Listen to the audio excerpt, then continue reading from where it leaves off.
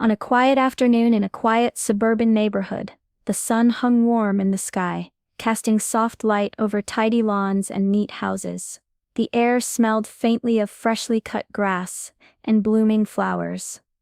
Birds chirped lazily from the trees lining the street. Everything felt peaceful, like a small bubble of calm in the middle of a busy world. Inside one of the houses, a woman moved through the kitchen with purpose. She was a single mother, used to managing everything on her own. The hum of the dishwasher and the ticking clock marked the rhythm of her day. Her hands worked quickly, packing a small lunch for her young son, checking the phone for messages, and making a mental list of what needed to be done. Though she appeared calm on the outside, there was a flicker of worry in her eyes, an unease she didn't fully understand. Her son was outside, playing near the front yard. He was full of energy, running around with a small toy truck in hand, laughing as he chased after a butterfly. The woman glanced out the window every few moments, her face softening with a gentle smile. She loved him fiercely and wanted nothing but the best for him. But underneath her care there was a quiet tension, an unspoken fear about the world beyond her doorstep. A hesitation she didn't show to anyone but felt deep inside. It was a feeling that made her watch the people passing by a little more closely, sometimes judging without knowing why. Still, this was her life, a mother doing her best, trying to keep her son safe in a world that often felt uncertain. Suddenly, without warning, the boy's laughter stopped. His face twisted in pain as he clutched at his throat. He began to cough, hard and desperate, but the air wouldn't come. His tiny hands clawed at his neck, eyes wide with fear. The woman's heart jumped into her throat as she saw him fall to the ground, gasping for breath. "Help! Someone help my son!" she cried, rushing out. Panic flooded her every move. Her voice shaky, her hands trembling as she tried to hold him, to make him breathe, but nothing worked. The boy's skin started to turn pale, his body growing limp in her arms. She screamed for help, her voice breaking as neighbors gathered, alarmed by the sudden emergency. Someone had already called 911. The woman felt like time was slipping away too fast. She was desperate, frantic, every second more terrifying than the last. Her mind raced, but her body froze with fear. Soon, the sound of sirens cut through the calm afternoon. 2 paramedics arrived quickly, jumping out of the ambulance with medical bags in hand. One of them moved toward her son, a tall, calm man, with steady eyes and a warm, reassuring voice. He wore a uniform, the badge on his chest shining in the sun. But when she looked up at him, something in her tightened. He was black. Her breath hitched, and suddenly she felt a cold, sharp edge inside her. Despite the terror in her heart, she took a step back, shaking her head. "No, I don't want you to touch him," she said, her voice trembling but firm. "I want someone else." The paramedic's expression didn't change. He nodded slowly, calm and professional. "Ma'am, he needs help now. We don't have time to wait." Her eyes filled with tears, but her fear made her stubborn. She looked around, hoping someone else would come, but no one else was there. Inside, confusion warred with her panic. Why did she hesitate? Why did she feel this? The paramedic's calm voice was steady, but her heart was frozen, caught between fear and something darker she didn't want to admit. The boy's breaths grew shorter, more shallow. Time was running out. The paramedic waited, ready to, but she stood frozen, refusing help, even as her son's life hung in the balance. The mother stood her ground, shaking her head again, her voice shaking but clear. "I want to wait for another ambulance. I don't want him to be touched by him." Her words cut through the quiet street like a sudden storm. The paramedic's calm eyes met hers. "Ma'am, please, every second counts. Your son's airway is closing. If we don't act now, he could stop breathing." He spoke gently, but firmly, his hands ready to help. But she wouldn't move. Fear had rooted her to the spot, tangled with something deeper, something she barely understood. She wanted to believe help was coming, someone else, someone she could trust without doubt. Neighbors gathered around, their faces full of worry. One woman stepped forward, placing a hand on the mother's shoulder. "Please, let him help. He's here to save your son." But the mother pulled away, overwhelmed by the rising panic and stubbornness inside her. His face was pale now, almost gray, and his eyes fluttered with desperation. The mother clutched him tighter, tears streaming down her cheeks. The world felt like it was closing in, every second heavier than the last. The paramedic took a slow step forward, speaking softly. "I know this is hard, but please, trust me. I'm here to help your son." His voice held no anger, only concern and hope. Her heart hammered, a fierce battle raging inside her. She hated herself for feeling this way,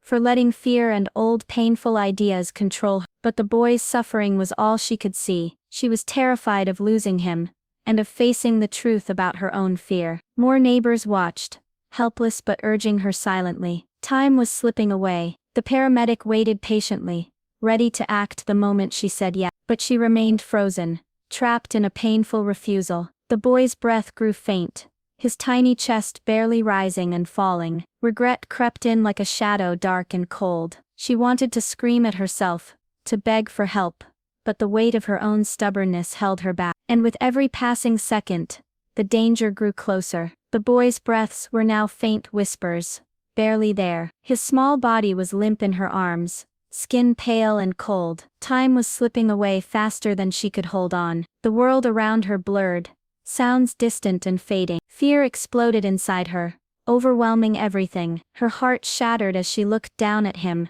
her son, the most important person in her life, fighting for every breath. In that moment, all the walls she had built inside her crumbled. The fear, the doubt, the cold edge of her prejudice, it all came crashing down like a wave. Tears poured from her eyes as she dropped to her knees, her voice breaking through the silence. "Please, please help him. I'm sorry, save my son." Her hands shook as she pushed him gently toward the paramedic, her eyes desperate and full of regret. Without hesitation, the paramedic took the boy carefully, his touch gentle but sure. His calm voice reassured her. "We're going to take care of him now." His professionalism and kindness cut through the mother's guilt, like a lifeline. She watched as he worked quickly, administering oxygen, checking the boy's airway, doing everything he could to pull him back from the edge. Her mind raced, flooded with memories she never wanted to face. She thought about the moments before, the hesitation, the refusal, how she had let fear and old prejudices blind her when it mattered most. She remembered the stories she had heard growing up, the fears she thought she had left behind. But none of those things mattered now. What mattered was the life in her arms, and the man saving it. She realized how wrong she had been, how unfair her judgment had been, and how much courage it took for the paramedic to stand there calmly, offering help when she had turned him away. Her shame was deep, but beneath it grew something new, a raw, painful hope, a promise to herself that she would never let fear or hate decide who could help her again. In the fading light of that afternoon, she learned a powerful truth. Heroism knows no color, and compassion can break even the hardest walls. Her son's life hung in the balance, but in that moment, something inside her was forever changed. The paramedic worked quickly, his hands steady and confident, as he carefully placed an oxygen mask over the boy's small face. He gently opened the airway, clearing it with practiced skill. The boy's chest, which had barely been rising a moment ago, began to move more steadily. The color slowly returned to his pale skin, a faint pink blooming across his cheeks. The mother watched, her breath catching in her throat, as hope flickered inside her like a fragile flame. The paramedic's calm voice explained every step, reassuring her that her son was stabilizing. The other paramedic helped, preparing the stretcher and getting the ambulance ready. Within minutes, the boy was breathing more easily, his eyes fluttering open just enough to focus on his mother's tearful face. The woman reached out to hold him gently, feeling his warmth return. The paramedic smiled softly, giving her a nod of comfort before lifting the boy carefully onto the stretcher. As the ambulance doors closed, the mother stood on the curb, the weight of everything pressing down on her. Relief washed over her like a tidal wave. Her son was alive because of this man, but beneath the relief was a deep, aching sorrow for the walls she had built before the moment she needed help most. She thought of the harsh words she had said, the cold refusal that might have cost her son his life. Shame and guilt mingled with gratitude, making her feel fragile and raw. The paramedic's kindness had been unwavering, even when she had turned him away. Neighbors gathered around, their faces soft with understanding. Some offered quiet words of comfort, Others just stood with her in silence, sharing the weight of what had happened. A neighbor gently said, "He saved your son, that's what mattered." Her eyes met the paramedics as he packed up the ambulance, and for the first time, she saw only the hero before her. No color, no fear, just a man who gave everything to save a child. The moment felt like a quiet promise that she would never again let fear or bias blind her when a life depended on trust and courage. As the ambulance disappeared down the street, the woman held her son close, her heart heavy but full of hope. She knew things could never go back to how they were before. Something inside her had changed forever. In the quiet that followed, the woman sat alone with her thoughts, the weight of what had happened settling deep inside her. She understood now how much courage it took. Not just the courage of the paramedic who saved her son, but the courage she needed to face her own fears and biases. It was a hard lesson, one that cut through years of silent doubts and unspoken judgment. She promised herself she would never again let fear or prejudice decide how she treated others, especially when lives were at stake. She knew that true bravery wasn't about where someone came from or what they looked like.